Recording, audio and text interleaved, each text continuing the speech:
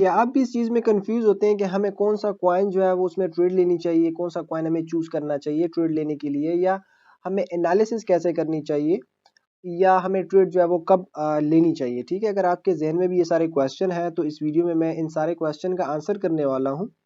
Specially जब एक बंदा न्यू न्यू ट्रेडिंग में आता है तो वो ये सोचता है कि मैं कौन सा कॉइन जो है वो उसको चूज करूँ ट्रेड लेने के लिए, या चार्ट को ओपन करने के बाद मैं एनालिसिस कैसे करूँ, कौन सी स्ट्रैटेजी को यूज करूँ, प्राइस एक्शन को यूज करूँ, एसएमसी को यूज करूँ, इंडिकेटर को यूज करूँ।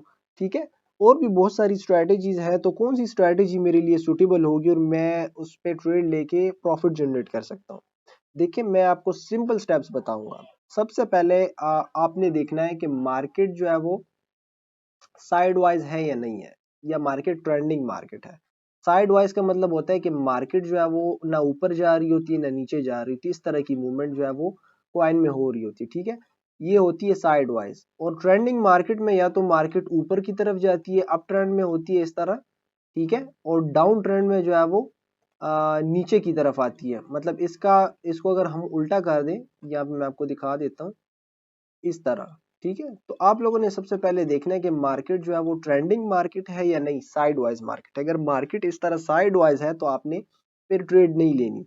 बेशक वो कोई भी क्वाइन हो, बिटकॉइन हो, इथेरियम हो, सोल हो, बीएनबी हो, कोई भी क्वाइन हो, व्हाटएवर, आपने उसमें ट्रेड नहीं लेनी। आपने ट्रेंडिंग मार्केट में, बेशक मार्केट बियरिश हो या बुलिश हो, तो ट्रेंडिंग मार्केट में आपने ट्रेड लेनी है। ठीक है, अच्छा, अभी सबसे जो पहला क्वेश्चन था कि हम कौन सा क्वाइन चूज करें ट्रेड लेने के लिए, तो सबसे पहले मैं आपको एक टिप देता हूँ कि आप वो कॉइन चूज करें ट्रेड लेने के लिए जिसका मार्केट कैपिटलाइजेशन ज्यादा हो। अब मैं आपको कंफ्यूज नहीं करूंगा, कुछ लोग बोलेंगे कि मार्केट कैपिटलाइजेशन क्या होता है, हमें कैसे पता चलेगा। मैं आपको सिंपल स्ट्रेटजी बताता हूँ। आप वो कॉइन चूज करें जो कि फेमस है, लाइक बिटकॉइन हो गया, एथेरियम हो गया, और इसके साथ साथ सोलाना हो गया, और मतलब जो पॉपुलर कॉइन्स है ना, ठीक है, बीएनबी हो गया। तो ये सारे पॉपुलर कॉइन्स हैं, तो आपने इनमें से किसी में ट्रेड लेनी है। XRP हो गया। ठीक है, तो मिसाल के तौर पे मैं आप लोगों को सोलाना का चार्ट ओपन करता हूँ। अभी ये सोलाना का चार्ट ऑलरेडी ओपन हुआ है। तो अभी जो बिगिनर होते हैं तो वो कंफ्यूज हो जाते हैं कि हम चार्ट में कब ट्रेड लें, अब इसमें हम एनालिसिस कैसे करें। देखिए, मैं आपको एनालिसिस का सिंपल सा मेथड बताता हूँ। आपने सपोर्ट एंड रेजिस्टेंस ड्रॉ करनी है। ठीक है, सपोर्ट रेजिस्टेंस वो जगह होती है जहां से प्राइस रिजेक्शन प्राइस को मिलती है, और सपोर्ट वो एरिया होती है जहां से प्राइस जो है वो बाउंस बैक होती है, पंप होती है, तो उसको हम सपोर्ट कहते हैं। देखें, अब यहाँ पे मैंने सपोर्ट रेजिस्टेंस ड्रॉ कर दिया, तो आपको देखिए क्लियरिटी मिल गई है कि प्राइस जो है वो सपोर्ट रेजिस्टेंस के बीच में ट्रेड हो रही है। मतलब फिलहाल साइड वाइज जो है वो मार्केट ट्रेड हो रही है। अभी साइड वाइज में भी आप लोग ट्रेड कर सकते हैं, बट उसके लिए थोड़ा सा एक्सपीरियंस चाहिए होता है। ठीक है, अभी यहाँ पे आप लोगों ने सपोर्ट और रेजिस्टेंस को ड्रॉ कर लिया है, तो आपने क्या करना है कि अभी ट्रेंड लाइन को ड्रॉ करना है। ठीक है, अभी कुछ लोग ट्रेंड लाइन को ड्रॉ करने में गलती करेंगे कि वो ऐसे ट्रेंड लाइन ड्रॉ करें। ठीक है, आप लोगों ने ऐसे ट्रेंड लाइन बिल्कुल भी ड्रॉ नहीं करना।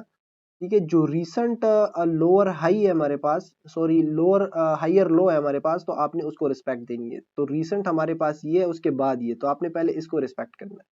ठीक है, तो हम ऐसे करेंगे। ठीक है, ये हमारे पास, रुके मैं आपको इसको थोड़ा सा, हाँ, ये देखिए एक्यूरेट जो ट्रेंड लाइन है वो ये है। तो अभी हमें देखिए बहुत ज्यादा क्लियर हो गया, चार्ट में क्लियरिटी मिल गई है कि यहाँ से सपोर्ट से प्राइस पंप हुई, रेजिस्टेंस पे आई। रेजिस्टेंस पे चूंकि सेलर्स बैठे होते हैं, रेजिस्टेंस पे जब प्राइस टैप करती है तो प्राइस नीचे आती है। देखिए, प्राइस नीचे आई, इस ट्रेंड लाइन को भी प्राइस ने ब्रेक किया, यहाँ पे हमें रीटेस्ट भी मिला।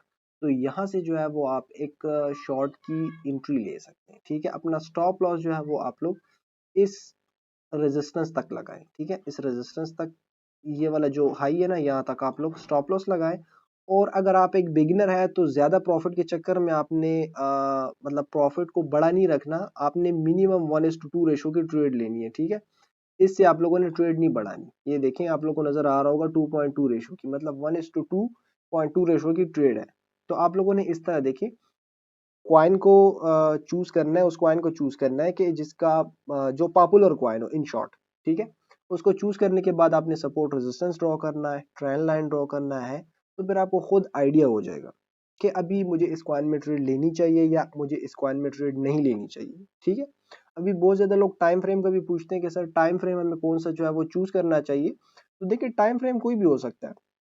अभी जैसे कि ये डेली टाइम फ्रेम है, तो ये जो मैंने ट्रेड यहाँ पे प्लेस की है ना, तो इसके टारगेट या स्टॉप लॉस के हिट होने में जो है ना, मतलब ऐसा नहीं होगा कि मैंने ट्रेड ले लिया और बस कुछ ही टाइम बाद, मतलब कुछ ही मिनटों बाद या कुछ ही घंटों बाद इसकी टीपी या एसएल दोनों में से कोई एक हिट हो जाएगा।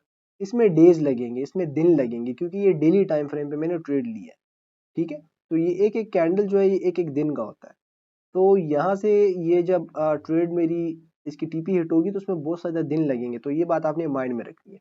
अगर आपसे इतना वेट नहीं होता तो फिर आप लोग अर्ली टाइम फ्रेम पे जो है वो एनालिसिस करके अर्ली टाइम फ्रेम के बेस पे आप लोगों ने ट्रेड लेनी है। ठीक है, जब आप अर्ली टाइम फ्रेम के बेस पे ट्रेड लेते हैं तो उसके टीपी और टारगेट हिट होने में फिर कुछ घंटे लगते हैं, क्योंकि आपने एक घंटे का टाइम फ्रेम चूज किया। ये भी अगर आपको बहुत ज्यादा लगता है तो आप फिर स्कैल्पिंग की तरफ आ सकते हैं। 15 मिनट टाइम फ्रेम को चूज कर सकते हैं ट्रेड लेने के लिए। 5 मिनट हो गया, 3 मिनट हो गया, ठीक है। बट स्कैल्पिंग के लिए बहुत ज्यादा आपके पास नॉलेज होनी चाहिए, प्लस आपके पास बहुत ज्यादा एक्सपीरियंस होना चाहिए, क्योंकि स्कैल्पिंग में अपने क्विक डिसीजन लेने होते हैं। और क्विक डिसीजन आप तब ले सकते हैं जब आपके पास मार्केट एक्सपोजर हो, प्लस आपके पास बहुत ज्यादा एक्सपीरियंस हो, तो देन आप क्विक डिसीजन ले सकते हैं। अगर आप एक बिगिनर है तो आप लोग जो है वो स्कैल्पिंग सीख के करें। मैं ये नहीं कहूंगा कि आप लोग ना करें, सीख के करें।